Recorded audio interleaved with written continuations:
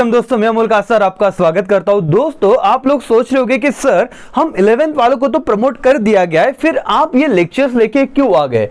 जैसे कि आपको पता होगा ही कि बहुत सारे बच्चों को प्रमोट तो कर दिया गया है, बट फिर भी कॉलेज वाले आपका एक एमसीक्यूज बेस्ड टेस्ट रखने वाले हैं।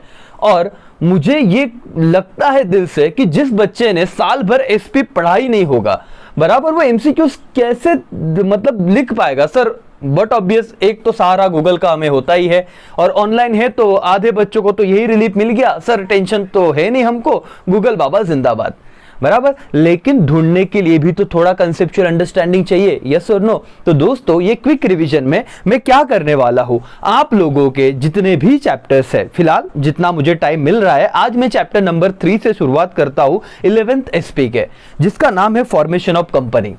और उसके बहुत सारे आपको मैं क्वेश्चन मतलब मैच द पेयर्स, सॉरी आपका जो फिलिंग द ब्लैंक्स है, करेक्ट इनकरेक्ट है, ये सेंटेंस का लॉजिक समझा के दूंगा, ताकि एग्जाम में अगर आए तो आप पूरे कॉन्फिडेंस के साथ उसे सॉल्व कर पाओ। Point number 1।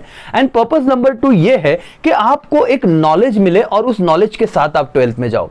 बहुत ही फटाफट में सारी चीजें बताऊंगा, समझा के दूंगा, सिर्फ लेक्चर एंड तक देखिए, यही एक रिक्वायरमेंट है, राइट। तो जब भी आप फ्री हो दोस्तों, देखो नॉलेज आज नहीं तो कल आपका टेस्ट होने ही वाला है। 11th बच गए, लेकिन 12th में आपको ये नॉलेज काम में आएगा। सर 12th में नहीं आया तो एमबीए में आएगा, सीए में आएगा, सीएस में आएगा। तो मालिक याद रखो, आपको पूरा फोकस रखना इस लेक्चर पे। एवरीबॉडी चलो आ जाते हैं बिना समय गवाए, इंट्रोडक्शन का पार्ट खत्म होता है। 11th SP chapter number 3 formation of company. Sir what do you mean by formation of company? Sir a company comes into existence when group of people come together with a view of forming association to exploit the business opportunity by bringing together man, material, money and management. Sir कुछ लोग आते हैं, एक entrepreneur आता है अपना business idea लेके, उसको लोग चाहिए, उसको मटेरियल चाहिए, उसको मनी चाहिए, तब जाके एक बिजनेस क्रिएट होता है मालिक। लेकिन अब हम आ जाते हैं बिना समय गवाए सीधा पॉइंट पे।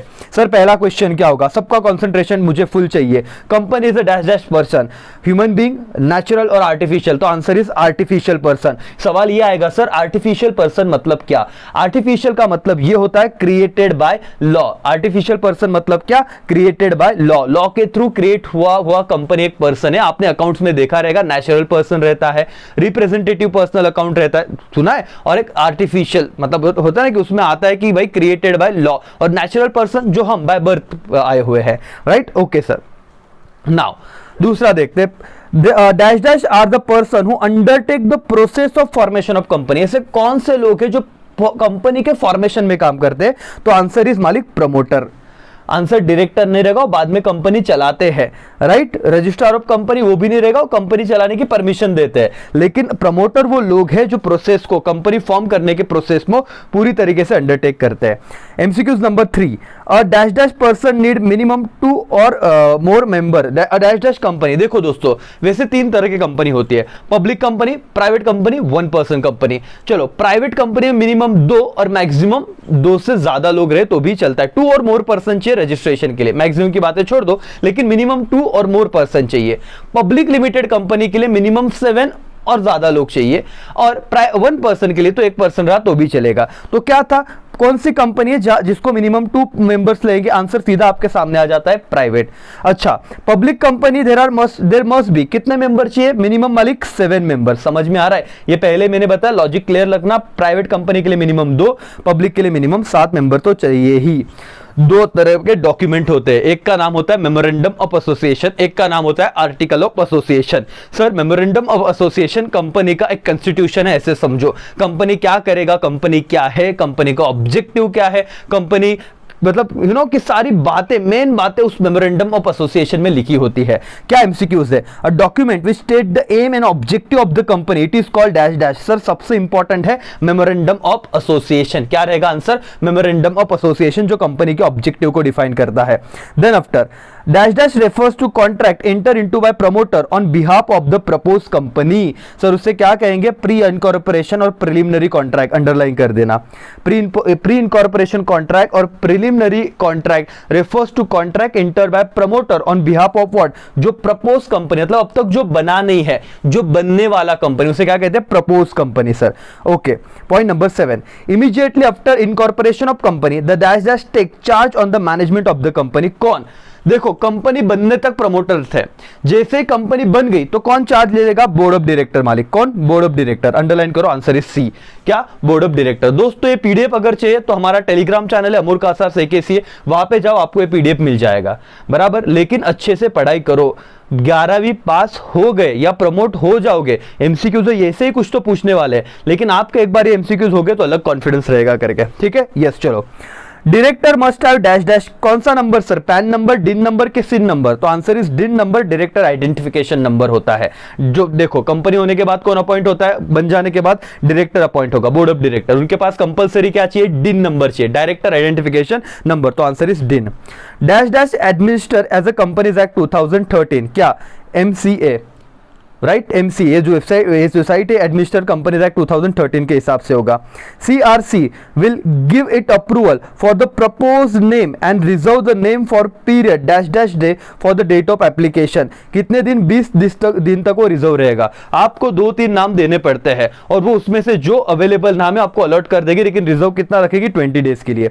As per companies act 2030 companies required to have register office within, okay क्या बोला है? As per company act 2030 company is required to have a register office within how many days मालिक? Within 30 days के अंदर company का register office होना चाहिए, within 30 days of इस इनकॉर्पोरेशन। बोलो मेरे साथ, इनकॉर्पोरेशन होने के 30 दिनों के अंदर उसका क्या होना चाहिए? रजिस्टर ऑफिस होना चाहिए। ओके मालिक, चलो वंस अगेन आपको जनरल सवाल पूछ लिया गया, 12वीं में तो आगे बताओ कंपनी इनकॉर्पोरेशन होने के बाद कितने दिनों के अंदर रिक्वायर्ड है कि वो अपना रजिस्टर ऑफिस होना चाहिए? कितने दिनों के अंदर? Answer is 30 days. Okay sir. Dash dash is 21 digit alpha numerical code which is unique number assigned to every company at the time of incorporation. तो क्या सर? कॉर्पोरेशन या कंपनी आइडेंटिफिकेशन नंबर भी बोल सकते हो, कॉर्पोरेट आइडेंटिफिकेशन नंबर भी बोल सकते हो। तो ये 21 डिजिट का अल्फा न्यूमेरिकल नंबर होता है। क्या? CIN। ओके सर, आगे। Director of company has to file declaration ROC के पास for certificate of commencement of business. कितने दिनों के अंदर? 180 दिन, 6 महीने के अंदर, या फिर डेज में बात करूं तो 180 दिन के अंदर कमेंसमेंट ऑफ बिजनेस का सर्टिफिकेट देना चाहिए from the date of incorporation. Dash dash is document which invite public. Sir लोगों को बुलाते हैं, शेयर बाय करो ना, बाय करो ना, बाय करो ना, किस में लिखा होता है सर?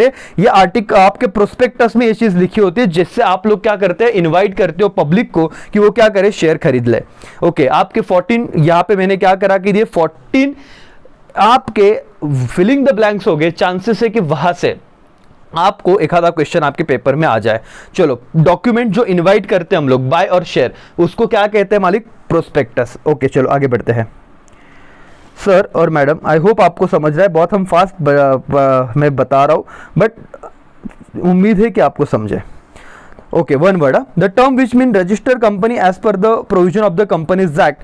क्या सर? इनकॉर्पोरेशन। कंपनी को रजिस्टर, देखो रजिस्टरिंग अ कंपनी, इनकॉर्पोरेशन कहते हैं उसे।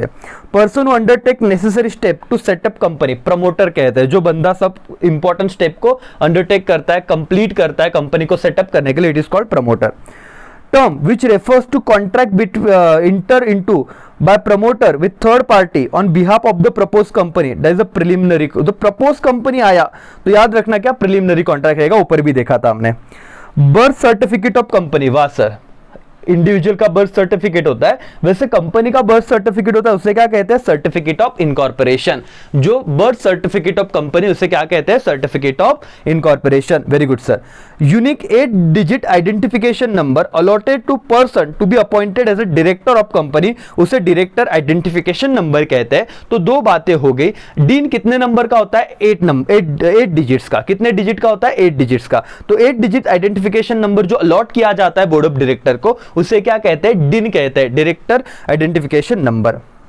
और 10 डिजिट का जो अल्फा न्यूमेरिकल कोड है जो इनकम टैक्स डिपार्टमेंट इश्यू करता है, उसे क्या कहते हैं? पैन। तो 21 नंबर क्या था? याद आ रहा है आपको? 21 नंबर याद करो, थोड़ा अभी किया था सर। सिन, ये 21 आपका अल्फा न्यूमेरिकल था, 8 वाला डिन और 10 वाला क्या रहेगा? Pan number. आई होप आपको समझा रहेगा। दोस्तों फर्स्ट लेक्चर है, आपको क्या ये हेल्पफुल हो रहा है? राइट, अब अपने कमेंट करो। मैं पार्ट 2 में आगे की बातें भी लेके आऊं, बहुत लेट नाइट ये लेक्चर रिकॉर्ड कर रहा हूं मैं।